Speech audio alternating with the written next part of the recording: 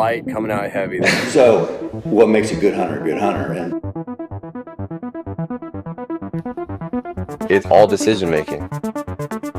Decision making that can result in life or death.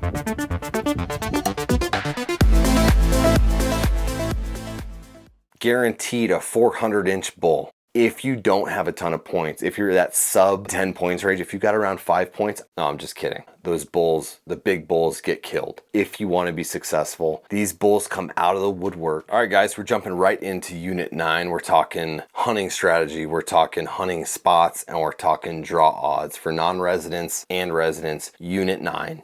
It's the unit where you're guaranteed a 400-inch bull. No, I'm just kidding.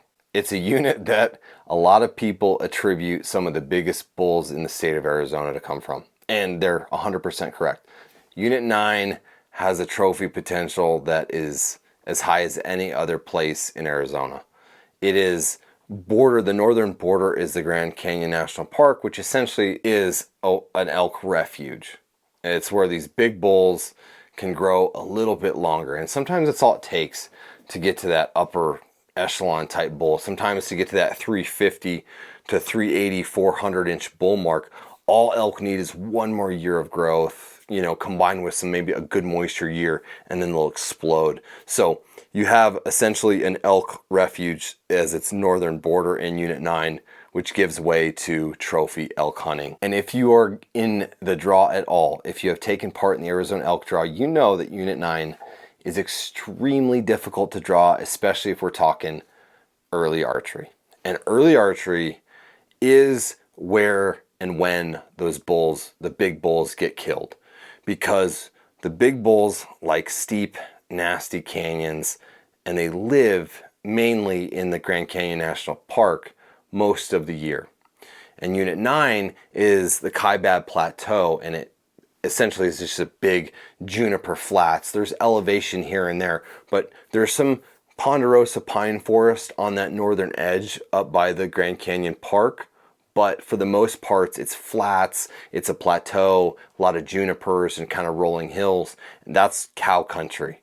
Easier country. We're not talking steep cliff, nasty stuff that these big bulls like to live in. So the cows live on the plateau, and then these big bulls come up and over and rut these cows every single year. These bulls come out of the woodwork, literally, and come and rut and breed on the Kaibab Plateau, which encompasses all of Unit 9. That's why you see the late rifle hunt and the draw odds, which we'll get to later on in this video, being way, way different than that early archery hunt draw odds. And for the most part in Arizona, early archery, the draw odds are a lot lower. You need more bonus points in general, but there is a big, big difference in early archery and late rifle in Unit 9. And it surprises people because all they hear about is these giant bulls coming out of Unit 9. And so they draw a late rifle tag with a few points and they're like, what happened? I didn't see a bull that was over 280.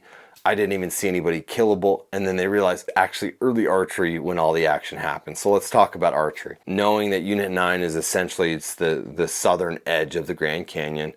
It is extremely dry relative to other parts of the state. It's very temperamental. A lot of the water in Unit 9 is precipitation based. It's a lot of cattle ponds, a lot of drinkers, a lot of catchments. There's not very much running water. There's not very much like natural water that exists in Unit 9. So that makes dry years extremely effective to be hunting over water in early archery. I would say that 90% of the bulls in Unit 9 that are 350 plus bulls, like the biggest bulls that come out of Unit 9, are shot over water. They're shot by archers who have discipline, who sit over these water holes and wait for these big bulls to come in. Because during dry years, that's when these elk are the most susceptible to coming into water during daylight hours and being a nice target for an archery hunter. Obviously, we want precipitation in Arizona. Obviously, we want to have the monsoons, which happens in July and August. We want a lot of water because that makes the feed good. We want a lot of water right now. We want a lot of winter precipitation so that feed gets good. But just know that if you do draw an early archery tag and you're struggling and you're having trouble finding elk, or you're not calling in bulls like you thought you would, focus on water. Because as much as you want to play the game, as much as you want to bugle and call and get these elk moving and rutting and all that kind of stuff, the reality is to get a elk, a big bull within bow range, is extremely difficult unless you're sitting downwind at a water hole. That's just the facts. I mean, it's hard to get in a bow range of any animal. And so when you've got 20 bonus points on the line, or say you got really lucky with an early archery elk tag and you just drew it in the random draw, know that you're not going to be spending any time glassing. You're going to be spending time chasing bugles, chasing sign, or sitting at water if you want to be successful and you want to shoot that bigger bull. On the southern half of the unit, in Unit 9, you can glass. But for the most part, you're going to be kind of chasing your tail down there, because there's going to be a lot of people down too doing this same thing. There's isolated knobs down in the southern half that you can see a ton of country. It opens wide up. The junipers become a little bit sparser, and you're not the only one glassing down there. So if I drew that early archery elk tag, or even the late archery elk tag, is where I'd focus is the northern half of Unit 9. And I would do my homework. I would spend all my time mapping out water holes, understanding what precipitation does. Unit 9 water holes can dry up from July to August to September. So know that just because you found some awesome water and all the elk were hitting water in July, that has no validity in September if it's been a really hot, dry year. It's really important to do your scouting and follow the sign and understand where these elk move. Because we can't do cameras in Arizona, and I think that's a net positive overall. If you ask me, I think it's important for elk to be able to live a couple extra years, especially some of those big bulls. And if taking away cameras lets these elk grow a little bit bigger, I think that's a net positive. I think we can do the best we can as hunters. We already have top end equipment. I think we can do our own scouting and try to figure out where these elk are bedding. And I think what it does is it rewards the guys that spend the most time in the woods. And I think that's what's important. I think that's what's always been a traditional success factor, is the guys who spend the most time in the woods elk hunting are the most successful. Taking away cameras kind of creates all things equal. I know some people don't like it, and I get that. I understand both sides, but I think overall I'm on the pro no camera side of things. Even as a guide, I just think that I think we can do our best. I think people pay us as guides to be out there scouting and doing the homework, and so I think it really benefits the guys that work a little bit harder. Overall, if you draw an early archery 9 tag, expect to hunt over water to get that bigger bull opportunity, and expect to do a lot of homework and scouting on foot. Not a whole lot of glassing. So you'll be doing a lot of driving around. The roads are pretty decent. They're not crazy terrible. So you can have a lot of access in Unit 9. It's pretty flat, and there's a lot of water holes to scout and kind of get your bearings there. For late rifle hunting in Unit 9, it's kind of a whole different ball game from the standpoint that there's bulls there. They're not going to be talking. They're going to be tied up in these junipers. They're still going to be hitting water, but maybe they're going to be hitting water at night. So you really have to do scouting prior to your hunt. You really have to understand where these bulls are moving. Water's not as big of a factor in those late rifle hunts as it is in the early hunts when it's hot and dry and these elk are moving miles a day, getting chased around and chasing cows. So a lot of times these bulls will hold up in these canyons or just live in these little rolling junipers where you can't really locate and isolate where they're moving and their patterns as much. You got to really do your homework and scout. And you know what? Sometimes in scouting, especially for that late rifle elk hunt, you may not see a ton of elk scouting for that late rifle.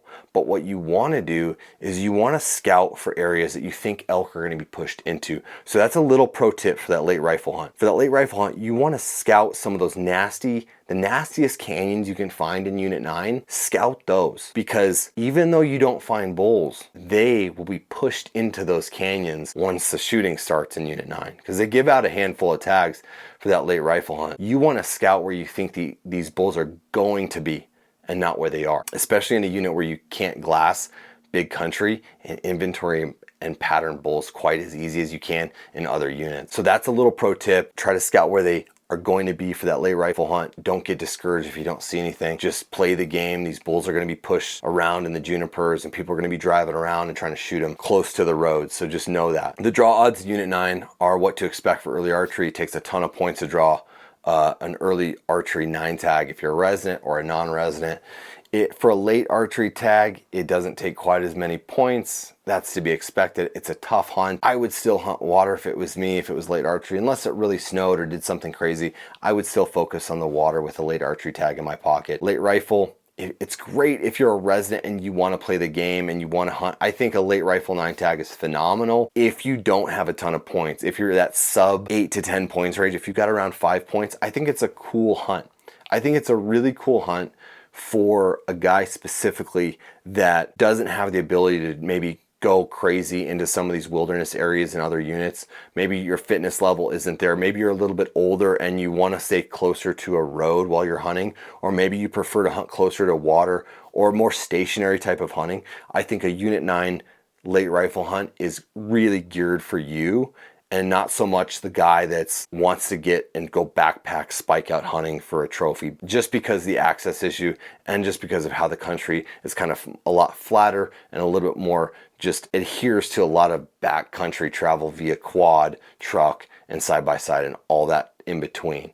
So just know that if you're a guy that wants to hunt a little bit closer, just wants to go elk hunting, maybe is elk hunting for meat, you want to get a bull, late rifle 9 tag is a really good choice to do that. I hope that helped, guys. I hope to clear up some of the mystery behind Unit 9. You're not guaranteed anything. It's public land. It is fair chase hunting, no cameras, but you've got an opportunity to kill something really special in Unit 9 in any season. So talk to you guys later. Good luck on the draw.